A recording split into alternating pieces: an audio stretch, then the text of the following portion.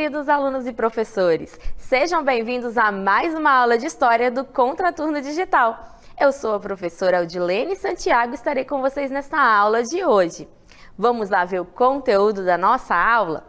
A nossa aula de número 23 tem como título Ibirapiranga, a economia do Brasil pré-colonial. Vamos falar um pouco sobre o período da exploração do pau-brasil e também vamos conhecer o escambo. Isso mesmo, vamos conhecer este conceito importante e saber um pouco mais como ele era utilizado como moeda.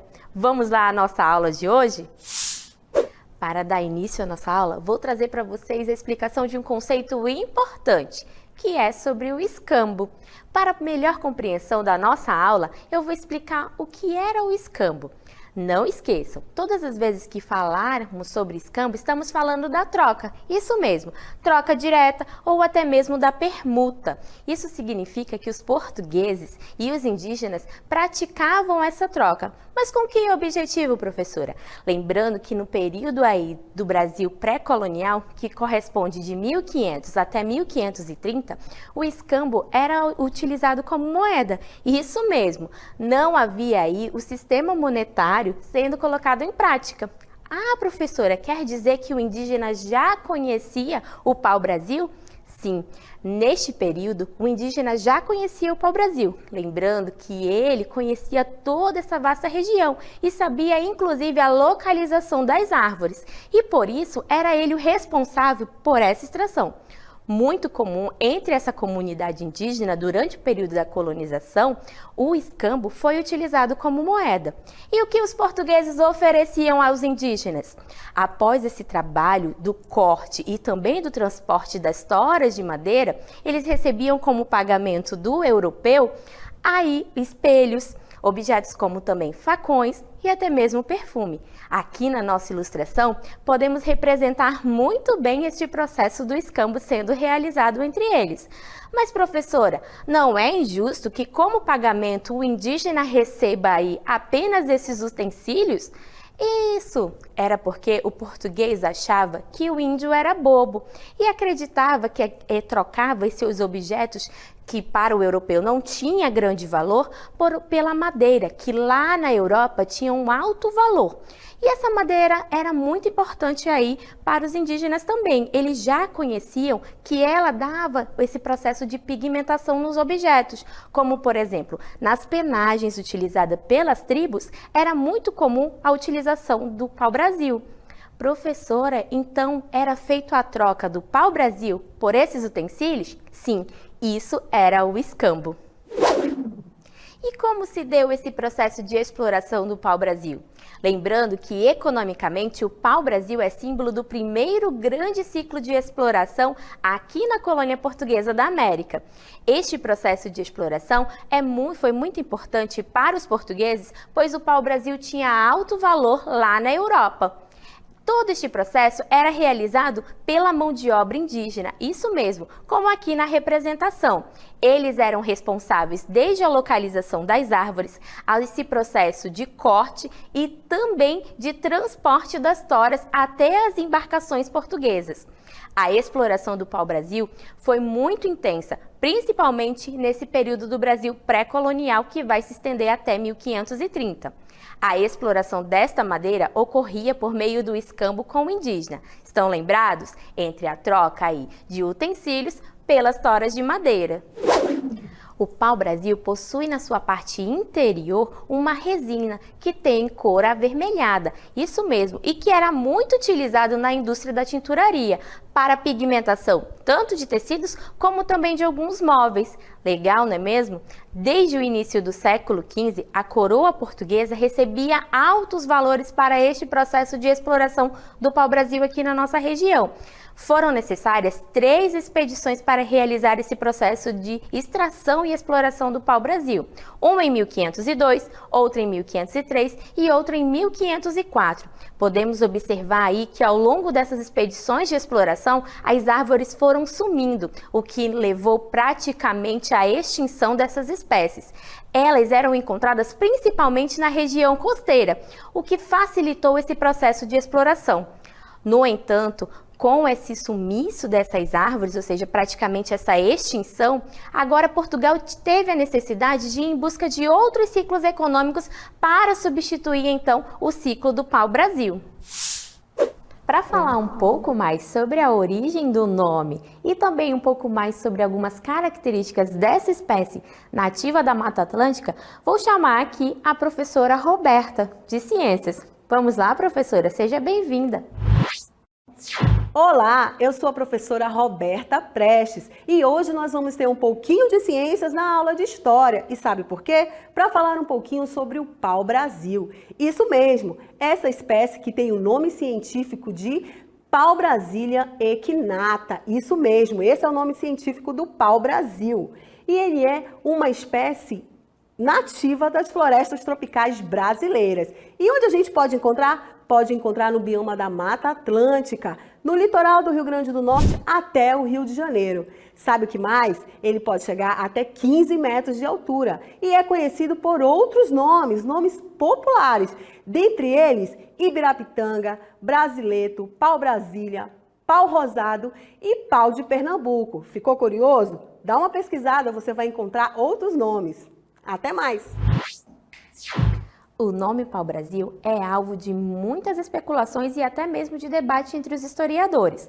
O consenso atual é que o termo Brasil faz referência aí à resina encontrada dentro da madeira. Isso mesmo, essa resina possui um tom avermelhado. O nome pau-brasil foi derivado aí de antigas nomenclaturas utilizadas pelos europeus. Em Tupi-Guarani, este termo significa Ibirapitanga, isso mesmo, que quer dizer Ibirá, árvore, e pitanga quer dizer avermelhado, árvore vermelha. Viram só que bacana? Na época do descobrimento, os portugueses chamavam esta árvore também de bercil, que nesta época significava ibrasa, fazendo uma referência possivelmente ao seu tom avermelhado. O pau-brasil é uma árvore típica da Mata Atlântica, assim como disse a professora Roberta pra gente. E ela tem como nome científico Pau-Brasilia equinata, isso mesmo.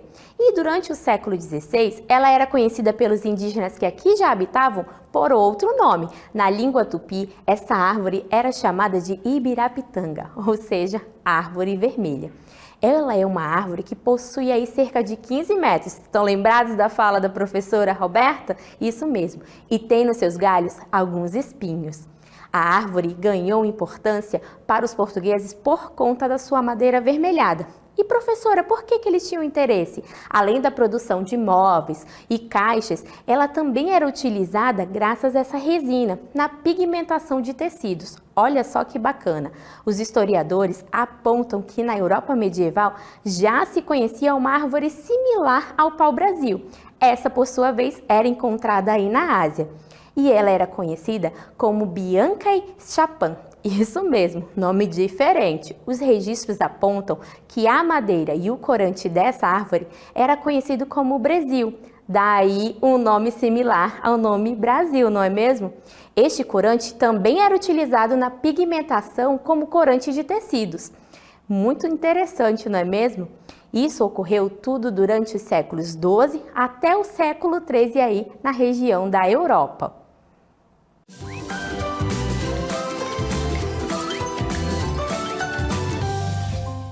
Chegou a hora de exercitarmos o nosso conteúdo da aula de hoje. Chegou a hora do nosso Aplicando. Trago para vocês uma questão que estava disponível no caderno de apoio ao professor do SAEB, SADEAN e AVAN e foi adaptada para trazermos para vocês. Vamos à leitura do texto base da questão?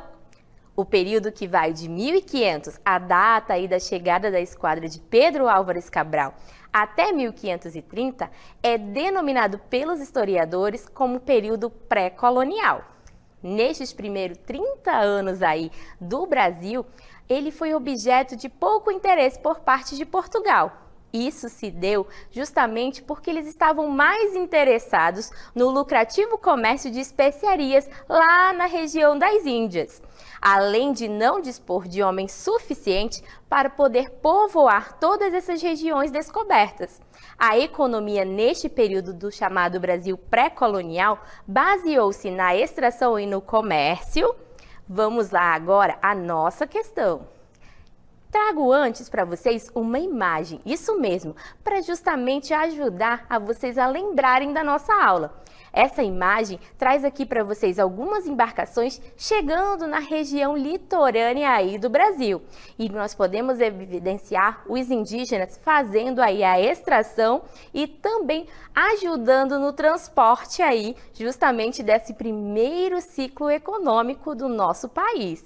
Legal a nossa imagem? Uma imagem histórica, não é mesmo? Então vamos à nossa questão.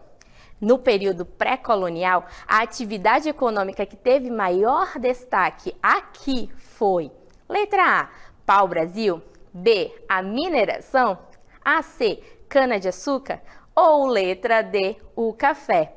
Lembrando que estamos falando do período que vai de 1500 a 1530. Não estamos falando do restante do período aí. Estamos falando do Brasil que pré-colonial. A nossa imagem exemplificava o quê, professora? Os índios participando desse processo de extração ali e de exploração do... Temos aí a nossa alternativa, a letra A, o pau-brasil. Isso mesmo. Posteriormente, nós vamos ver aí, no período colonial do Brasil, o processo de extração de outros itens, como, por exemplo, a mineração, que vai ganhar destaque, a cana-de-açúcar e o café. Mas isso vai ser mais à frente. Bacana o nosso Aplicando de hoje, não é mesmo? Chegou o momento das considerações finais da nossa aula de hoje. Vou trazer um vídeo para vocês para ajudar nesse processo como uma forma de retrospectiva. Vamos lá ao nosso vídeo? Os portugueses chegaram ao Novo Mundo. A esquadra de Pedro Álvares de Cabral saiu de Lisboa em 9 de março de 1522 e seguiu para a costa da África. Num dado momento, tomaram rumo a oeste e começaram a ver sinais de terra próxima. Quando os portugueses avistaram as terras, um deles gritou: "Terra à vista!" A primeira terra que eles avistaram era no atual estado da Bahia, onde hoje é a cidade de Porto Seguro. O encontro com os índios. Quando os portugueses desembarcaram aqui, eles encontraram os habitantes da terra e os chamaram de índios. Imagina como foi esse encontro.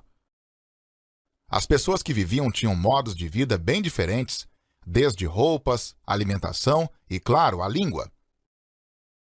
Uma pessoa que vinha junto da esquadra ficou encarregada de contar tudo como ele viu.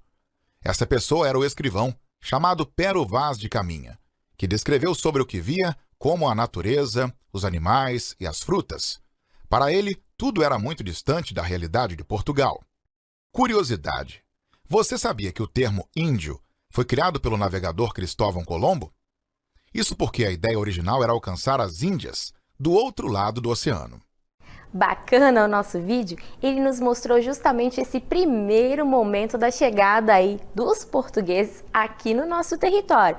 Mostrou também este primeiro contato entre o europeu e o indígena. Lembrando que os portugueses não demonstraram primeiro interesse nessa região, até o momento que descobriram aí o processo do pau-brasil. Descobriram que poderiam aí explorar esta madeira aqui, por meio do escambo com o indígena. Bacana, não é mesmo? Lembrando que este escambo era feito principalmente na área litorânea, isso mesmo, o que facilitou esse processo aí de exploração desta madeira, que na Europa tinha um alto valor. A nossa aula de hoje foi muito legal. Eu agradeço a todos vocês e não esqueçam, acesse o nosso caderno digital de exercícios do Contraturno e eu aguardo vocês nas nossas próximas aulas. Até lá!